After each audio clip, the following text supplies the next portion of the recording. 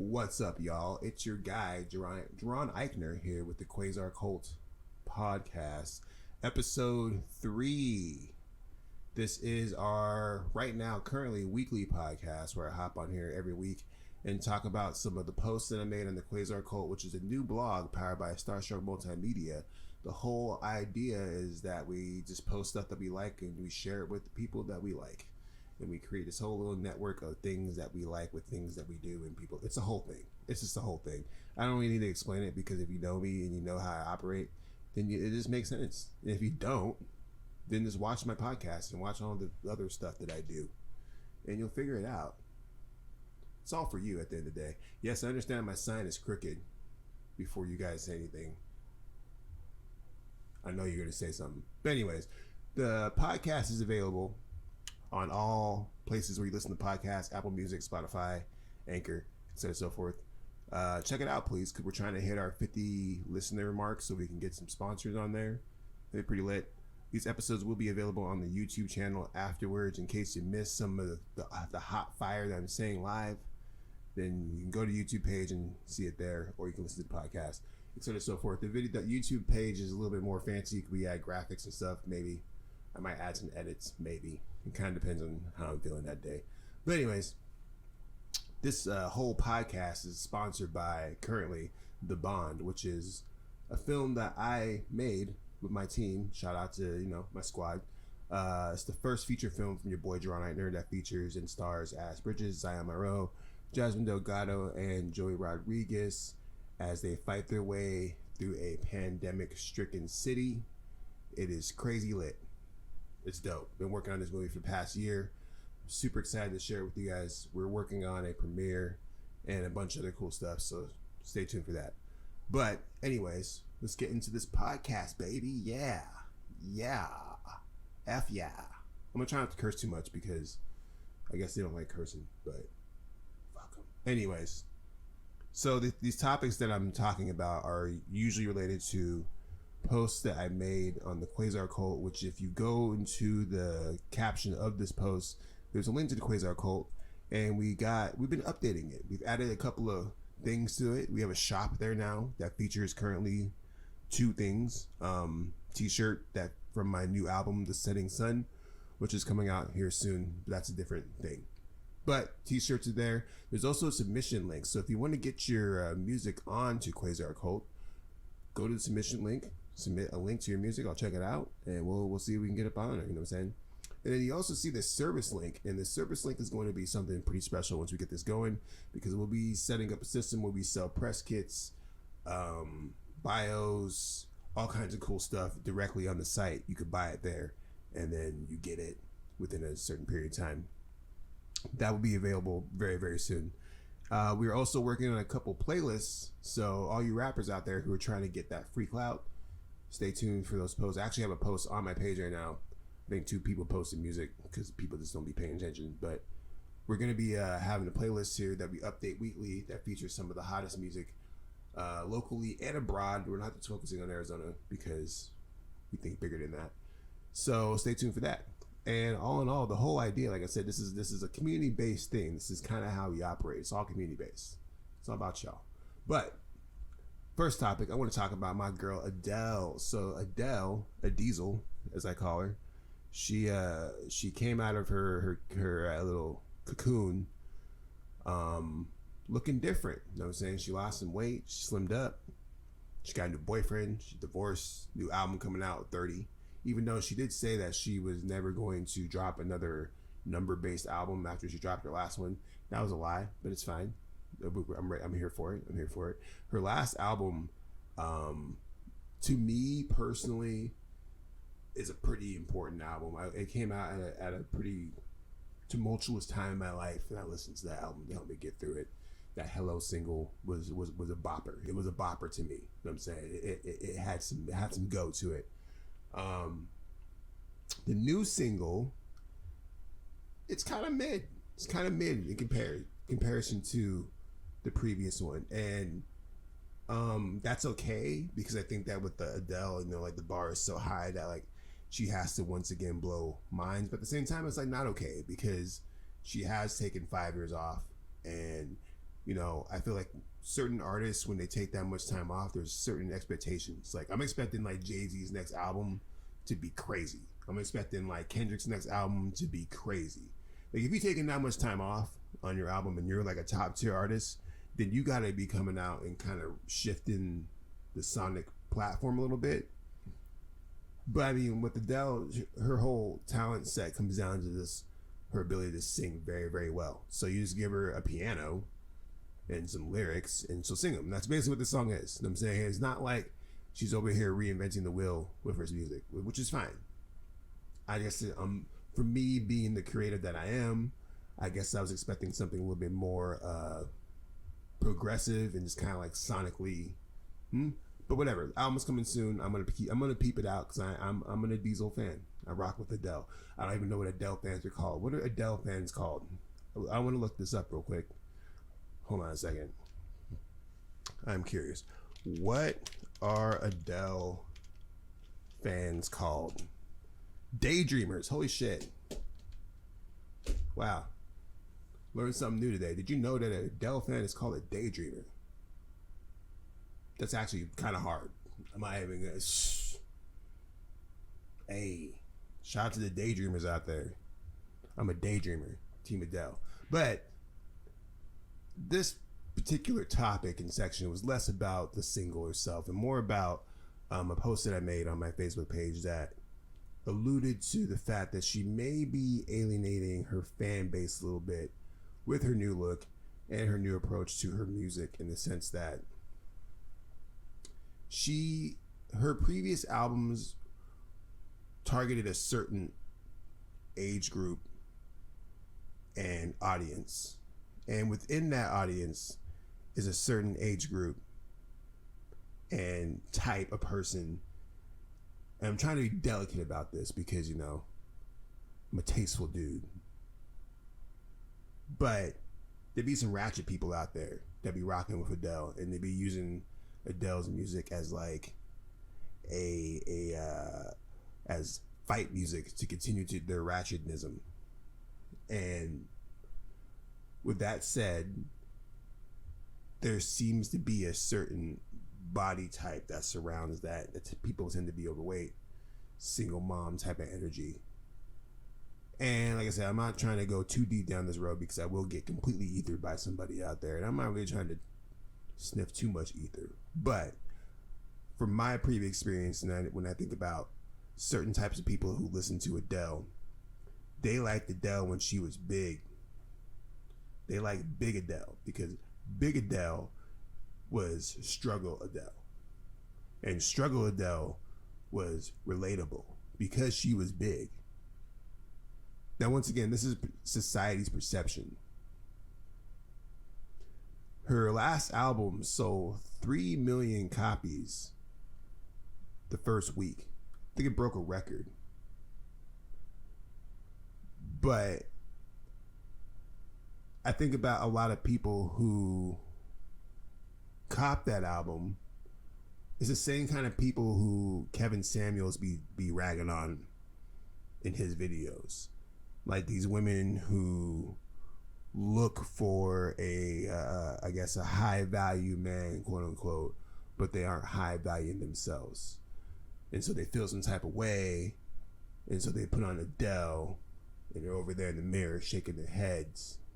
But from what I'm gathering, even just from the lyrical content of the single, the Easy on Me single, there's a massive amount of growth between her previous album and this album. And I'm not saying that Adele was out there making ratchet music for girls out there who just don't have their shit together, but those type of girls did gravitate towards that music. But on this music, on this particular song, the lyrics have this energy of repentance, like looking back on her past and being like, man, maybe I was on some wild stuff. But there's a sense of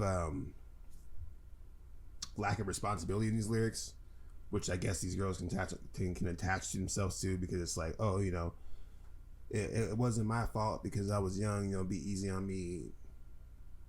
There's still a little bit of that there in the grand scheme of this thing. So it might work out, But I mean, a lot of it has to do with the fact that she is divorced and she is out there living her best life, losing weight.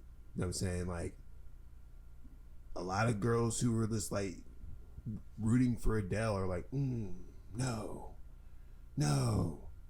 But she can go do whatever she wants. Like, she's rich, she's successful, and she's pretty. She can go do that. But I know a lot of girls out there, and a lot of dudes for that matter, will be hating. But we will see. I definitely think that her rollout is going to be interesting. I don't think she's going to be out here doing 3 million like she did last album. I don't even think she's going to do a million, to be dead ass honest with you. I'll be really surprised if Adele breaks 1 million on her album. Especially if she decides to put it out in a traditional fashion. The thing about her last album was the fact that it was released slowly as a physical album, I think, the first couple weeks. So the only way you could get this album was to go into stores and buy it, which was a little bit crazy at the time because of the rise of streaming and iTunes and all that. She was trying to like keep it traditional and all that, but I don't think she can run that play again and expect that to be successful. Just because, you know, it's 2021. I can listen to any song I want to on my phone right now, son. Just, I could type in Yanni right now and listen to it, no problem. So the competition is stiff. I mean, she is who she is, but somehow Drake's still going number one every week for the last 3 weeks. So maybe there's something there that I know. But also, people be faking their streams nowadays. You know what I'm saying? That's cool. The whole industry is messed up right now, honestly. When you really try to dissect it and try to make it about the business and the money, like, it gets kind of convoluted and it gets kind of gross when you're really trying to figure out what the hell is going on. I think about the story that broke recently that talked about how these record labels, these major record labels, are making playlists with fake songs on it and then pumping these playlists just to get the money off it. When I say fake songs, I mean like fake artists and fake song. Like, they'll take Mike Michelson, something like that, and then like they'll have like some song that they've used like an AI bot to make, and then they'll just throw it up on there in a playlist with like other major artists like Justin Bieber or whoever, and they'll rack up the millions of streams because a lot of people will just let their playlist play. Yeah, I wish I had the article. If I could find the article, I'll post it in the comments. But I remember reading about that a couple of years back. I'm like, man, that's wild. And it kind of, and I thought that that was going to be the straw that broke the camel's back when that was uncovered, but it didn't do anything because, you know, we as a society we're very numb right now to a lot of things, and I think that the pandemic in a lot of ways helped kind of seal that to where psychologically, you know, America, our heads just not in the game right now. But that's a different podcast. We're not going to dive down that road. We're going to keep talking about the fun stuff. What I want to talk about is this latest trend that's been going on all over my damn timeline with your damn red flags. So if you haven't been paying attention,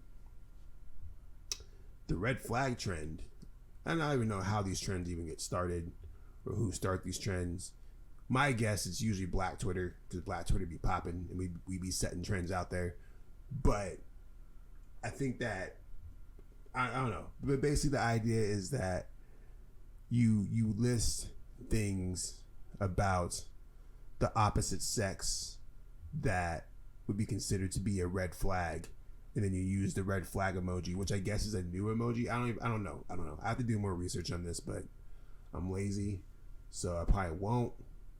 It's easier just to kind of talk about it and let someone explain it to you, and then they feel like they did something.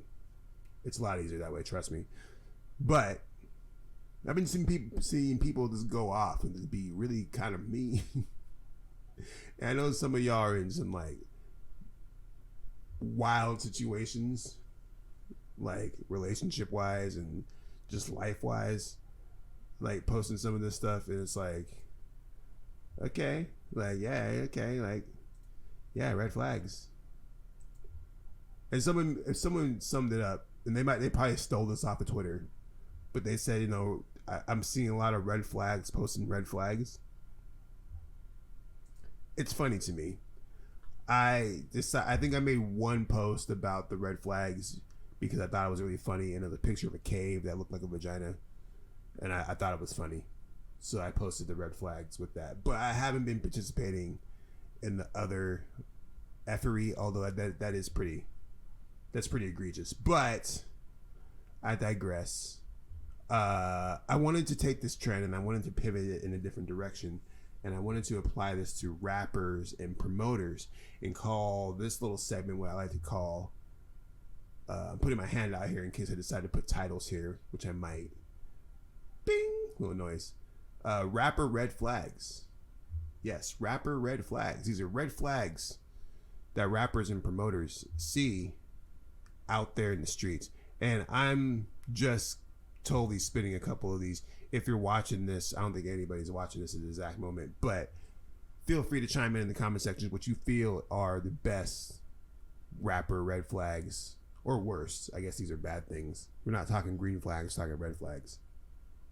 But an example of a rapper red flag would be, I don't know, a rapper rapping over his vocals on stage. That's a rapper red flag. Ding. Right. Another one would be getting paid in drink tickets at a concert, and that's it. Like that's your payment. 3 drink tickets. That's a promoter red flag. Another red flag would be paying like an egregious amount of money for a small amount of time for a set. I'm not necessarily against paying to play.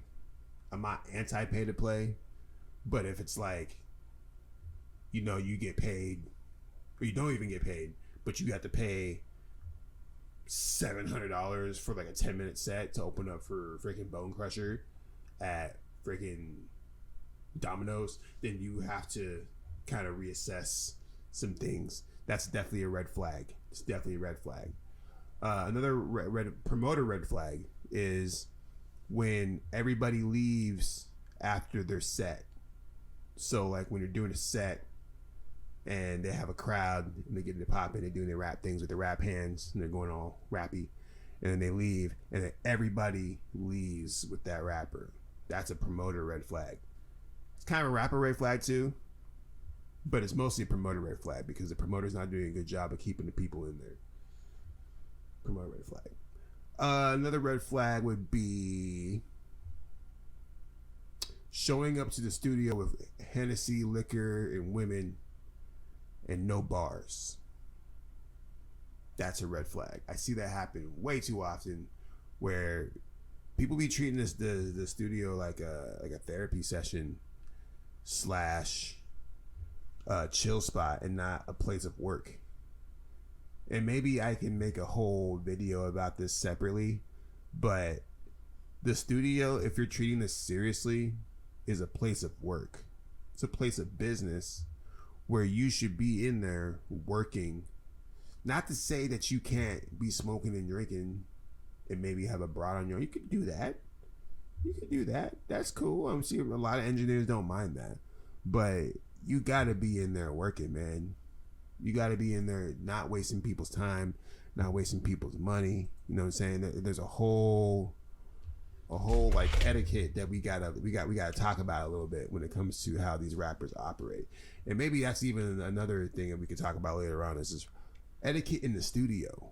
Like how you should be operating in the studio, because oftentimes people be wasting their money and their time because they don't go in there prepared enough in terms of like knowing their lyrics. Or even if you're like one of these Jay-Z types that go in there and be like, oh, I'm just gonna freestyle this stuff. If you paid for X amount of time to go into the studio, that's fine, right? I paid 2 hours to go in the studio, so I'm gonna go in there and I'm gonna do whatever I want for those 2 hours. But you know, if you're smart about it and you're sharp and you've been practicing, you can knock out an entire project in those 2 hours in terms of just laying down the tracks. I'm not talking about the mixing. I know that's a different debate for all you mother effers out there, but just in terms of going in there and having the beats prepared, tracked out, ready to go, having your lyrics ready, having all that set up, and going in there, you can knock out an entire album twice if you're sharp about it, and you can still drink and smoke and do all that. That's a major red flag, is when people be going to the studio just not prepared, just like, oh, I'm gonna go in here and I'm gonna get really drunk, gonna be lit. It's too much. It's too much. But moving on from the rapper red flags, please post your favorite rapper, or worst or least favorite rapper red flag in the comment section. I would love to hear what you guys think about that. Moving on, in the latest Quasar Qult news, like I said, everything that we post on here is a part of the Quasar Qult blog. There is a link in the caption somewhere. I don't know where your captions are associated on the current device that you're watching this on. It might be there. It could be there. It could be here. We don't know. We don't know where it's at. Just know if you click on it, you'll see the website, and you'll be like, dang, didn't Jaron just talk about Adele? And I see Adele on the website. Yeah, bro, because we're creating a synergy here. We're creating a network of awesomeness that's mostly comes from my brain and all the cool stuff that I deal with. I try to put that through this blog and make you guys see it too, and then we create this whole thing, and it all makes sense. So moving on to the next topic, Jay-Z is back in the limelight again. He was at the premiere of his new film that he produced called The Harder They Fall, which is actually getting really good reviews right now.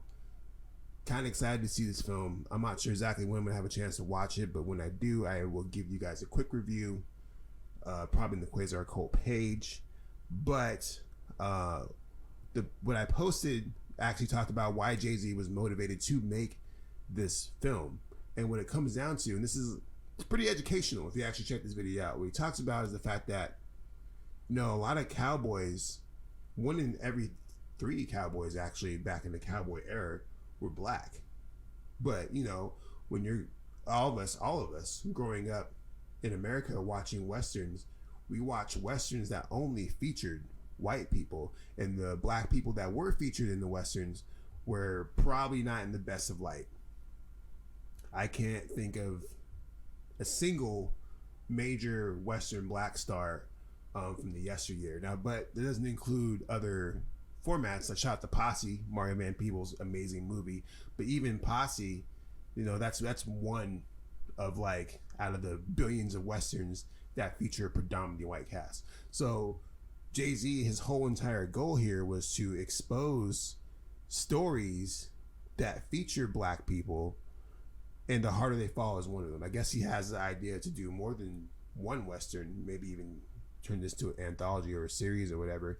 But I really, really dig those motivations, because at the end of the day, like, I think that there's an entire untold history that's not even just black, but in this country, but Native American, you know, Latino, Asian in this country that we're starting to hear more about.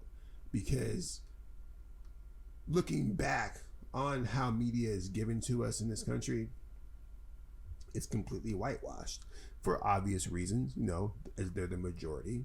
And I'm not trying to make this video about race, but what I'm trying to kind of do with my little bit of media influence and power is to shed light on more, and I don't like to use the word minority because it's a silly word, but more ethnic stories. I'm saying these stories that we tell. And, you know, Squid Game is a prime example of a powerful ethnic story. And I know I talked about this in the last podcast, but that story is a story that only that dude could tell. Like, you couldn't get a white American to tell that story in the same fashion, with the same energy and the same urgency that dude told it in, because that dude has that unique experience and that unique moment in time, and for those certain synapses in his brain to fire off for those things to happen. That's the beautiful thing about life. You know what I'm saying? That's what's great. And supposedly what's great about this country is the idea of freedom and how we are able to operate in this country. But what's sad about it is the fact that there is this pattern of history being erased time and time again. I just made a post on my page talking about Central Park in New York. And a lot of people don't know that Central Park used to be an African American neighborhood called Seneca Village. And sure enough, they just built a fucking park over that shit. They're just like, hey, park. And this is one of many. Like, this is not like an isolated phenomenon. And what we're seeing, thanks to stories like in shows like The Watchmen, for example. Watchmen is actually a really good example, but like a lot of people didn't know about the Tulsa massacre.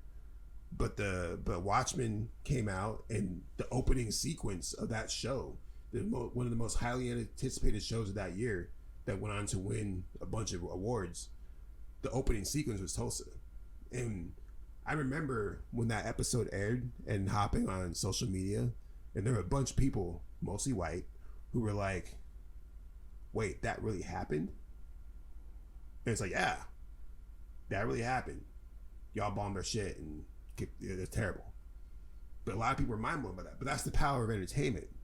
That's the beauty of being creative. That's the beauty of being an artist, is that we can tell stories and we can educate in a way that makes people want to ask questions, that make people want to get involved and understand more, because they have a connection with the characters, or they felt some type of way when watching it. It's different when you're sitting in a classroom and you're being force-fed information, true or false, that is put into an 8-hour format with 45-minute periods and all, like this rigid schedule that really contains your ability to think freely, probably on purpose.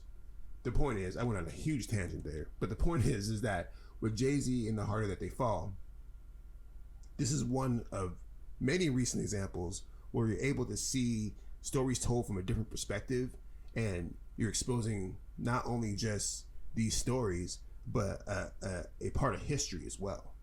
Like the fact that 1 in every 3 cowboys in America were black. 33%. That's a grip. But you didn't see any black cowboys in any of these shows that you watched as a kid. Really simmer on that. Simmer on that. Please do. Once again, this is the Quasar Qult Podcast.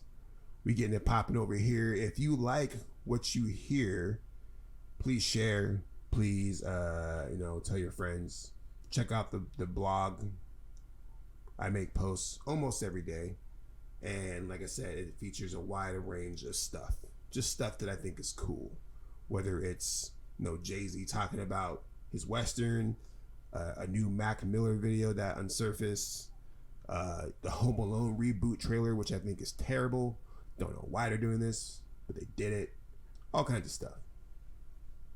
And you're probably asking, why would you post a trailer if you thought it was trash? Well, Billy, because I don't know why I called you Billy, but y'all collectively, Billy, name currently,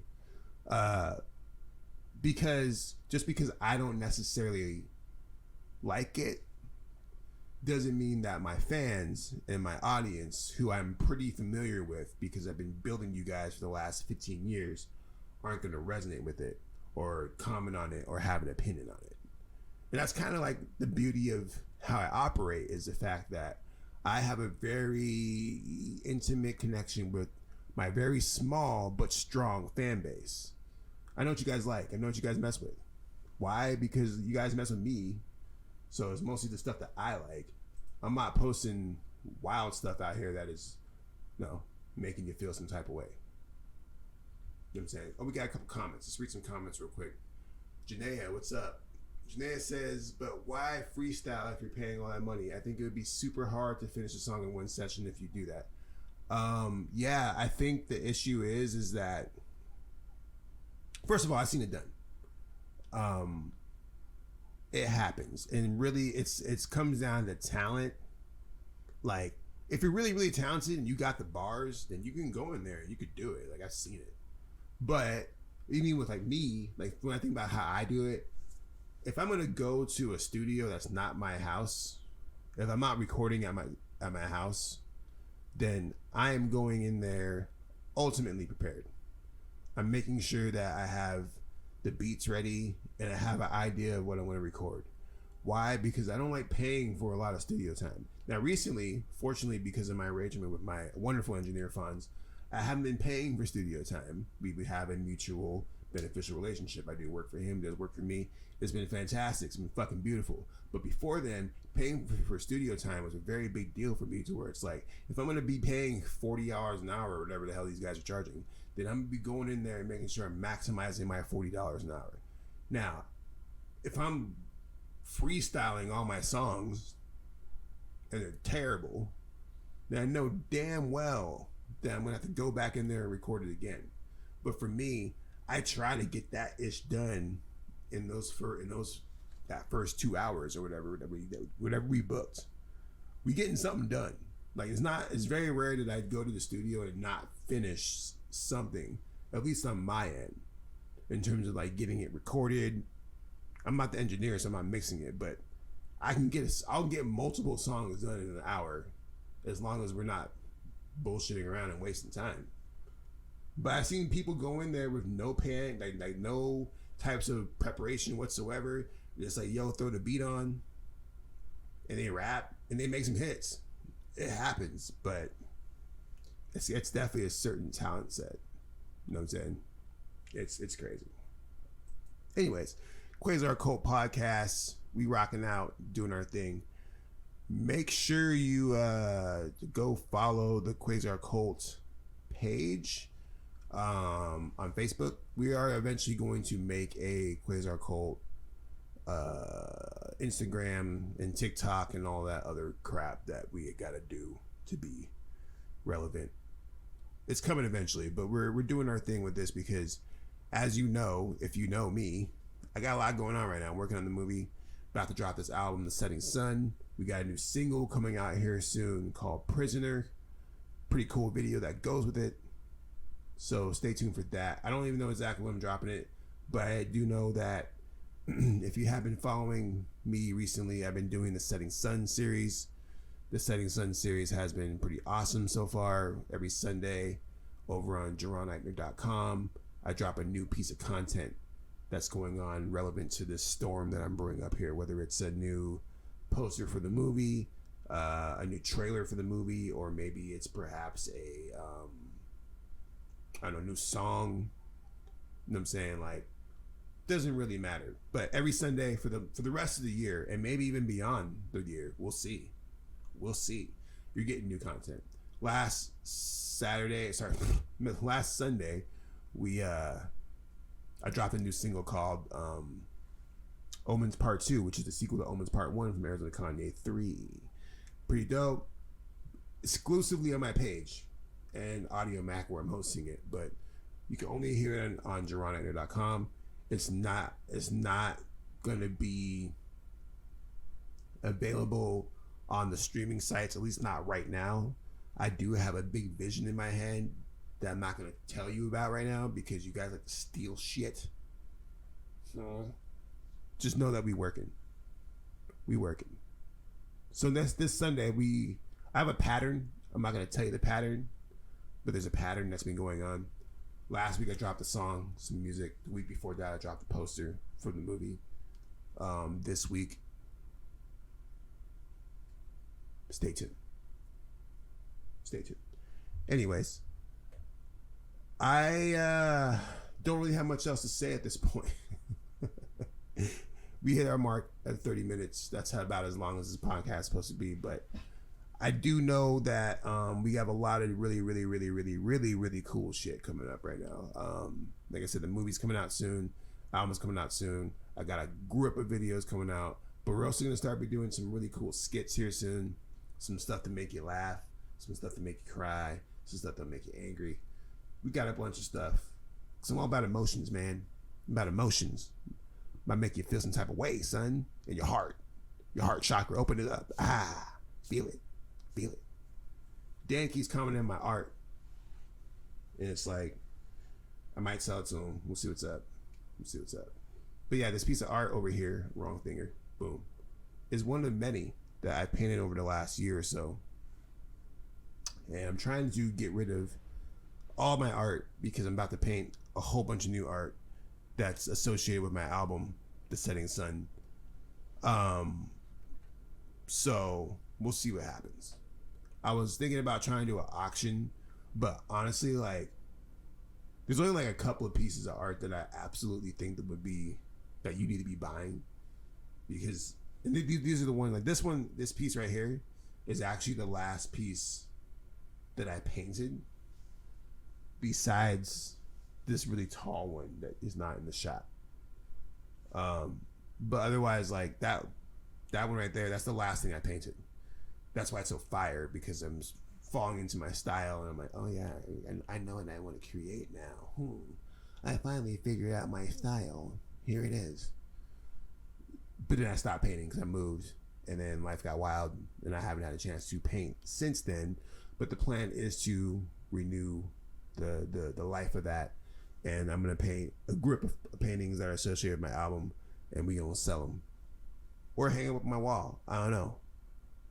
I've sold several pieces of art since I started, which is pretty awesome, because that was something that I never really intended to do as an artist. Like, I've always appreciated paintings, and I've always appreciated the art and the process. When I initially started doing it, I kind of did it as a way to release stress, because I need ways to release stress besides smoking weed. So I started painting, and it worked very well. And I actually think it was Johnny Love, who I haven't talked to. I don't even know where Johnny Love is right now, but I hope he's doing well. But Johnny Love was over at the studio, and he actually bought my first piece. He's like, this is dope, I want to buy this. I think I sold it to him for like $35. I think it was $65. It was less than $100 that I sold it to him for. And he's like, yo, keep going. And then, I started posting these pictures on Facebook, and I had people be like, oh, will you paint me one? And like, sure. Yeah. So I've done a couple of commission work since then, and I've sold a couple pieces. Feel pretty proud of that. Like I said, it's not something that I really intended. But what I do know, and this might be some ego shit, it definitely is some ego shit. As I become more successful and my career becomes more illustrious, weird word, but that's the word we're using. As my career becomes more illustrious, that art that you bought is going to be worth more money. Guarantee. I just watched the freaking, what are those shows called? The Antique Road shows. They had an Antique Road show with Kanye West's art that he painted when he was 19 years old. And that shit sold for like $60,000, bro. And it was alright. Like, it wasn't like the Mona Lisa, you know what I'm saying? Like, it was decent. But $60,000, $60K, bro. Sweet. Yeah, that one right there, that'll be worth several Dogecoin in the next several years. So, and hell, Dogecoin might be worth a few cents, but who knows, bro? Don't take my financial advice. I'm just here to live and be the best version of myself. You know what I'm saying? Yeah, shout out Antiques Roadshow. Like, for real, that show, I used to watch that show a lot as a kid, and I always had dreams that I would go into like my mom's garage and find something that would be worth like $1 million. But my mom never had shit. If she did, she didn't keep it in the garage. You know what I'm saying? Like, I would look, like I would just like, I didn't even know. It's funny because I would like look in the same spots like every couple months, like something new would be uncovered. But also, with my nerd ass, I'm a fan of like The Goonies. You know what I'm saying? Like, The Goonies is one of my favorite movies of all time. Shout out Sean Astin, who killed it in the lead role. But, The Goonies, they find a fucking map in their attic because they were bullshitting around. And a map falls from the fucking attic roof. And next thing you know, they're on an adventure trying to find a pirate ship. That movie messed me up as a kid. I was like, what, that happens? That's something that you can do? You know how hard I was looking for freaking treasure maps as a kid? I never found a single one. Never found a single effing treasure map as a kid. X marks the spot, my ass. That is not a thing. Anything, the concept of treasure maps is just dumb in general. Even as I'm having like a epiphany as I say this out loud, that treasure maps are just dumb as hell. It's like, yo, you're gonna bury some shit over there, and then you're gonna use your photographic memory to draw a map based off of whatever you perceive the world to be at that point in time. And then you're gonna put it, I mean, I guess it depends on what you believe in. You're gonna put it in a bottle and throw it in the ocean, and then some nigga's gonna find that bottle across the sea, and then they're supposed to go on an adventure to that island, and then use your map to go to that spot, dig up this shit, and then they get the treasure. Like, bro, once this is what? That's like generational wealth, but like way too many steps, bro. Just give me the money, give me the bullion, or whatever the hell it is, the gold bullion and the rubies, because that's the typical treasure chest. That's what's inside of it, is the rubies and the lots of gold coins, like Scrooge McDuck. That's like every video game and every TV show. That's what's there. That's like the treasure chest template. I be putting my treasure chest into some wild shit, like a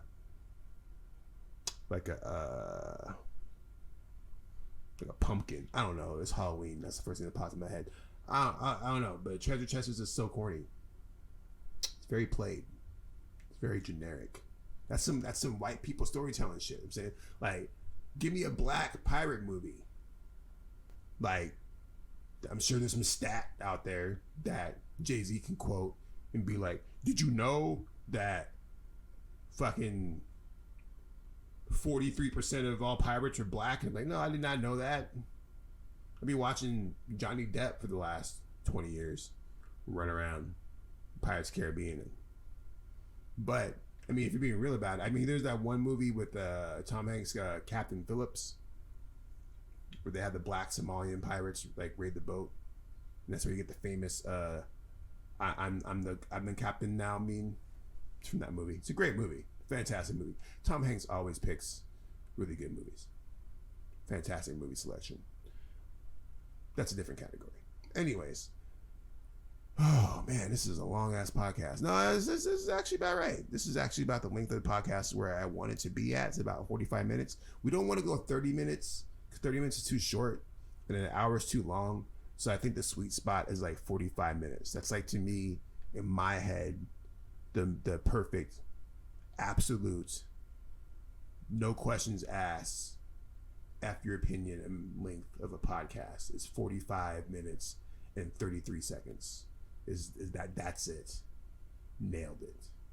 Comments. What's up, Dan? Dan said the only thing I found was a big ass black garbage bag filled with 70s porno mag on a dirt path as a child. No treasure map. On a dirt path. That's wild. I was about to. I can't even say that because I got family watching on here. But I found my first porn somewhere. Anyways, whoa. Quasar Qult Podcast out here doing our thing. We appreciate you guys watching. Make sure that you like and follow and share, I guess. That's the catchphrase, right? Like, follow, share. That's what people do. And then, yeah, do that. And then next week, we're going to do this again. If you guys are good and you guys get my numbers up here quick enough, we'll go daily, bro. We can go daily on this. I'll go Carson Daily on you, dog. I'll go TRL. I'll go top 10 on you, bro. Bruh, I'll do that. But y'all don't deserve that yet. Y'all haven't earned that daily action. Like when I was doing the Morning Motivation series, which is still available, by the way, as a podcast on Spotify now and Apple. Anywhere you stream podcasts is available. Check it out. The first 17 episodes are available and they're fire. They're actually doing pretty well right now.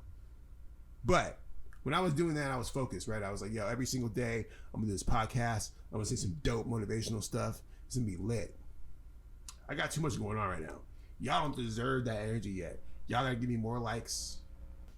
Give me all that stuff. I deserve that. So share it, like it, follow. I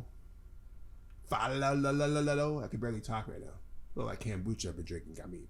Blah, but it down, but they rolling down the road alone again. You'll get that reference later. Maybe. I might cut that out. Only one person knows what I'm talking about. We'll see you guys later. Thanks for watching. Stay safe. Stay beautiful. Stay I still haven't figured out a tagline out. Stay Quasar-y. No. I'll get it eventually. I love y'all. Peace. Smooches.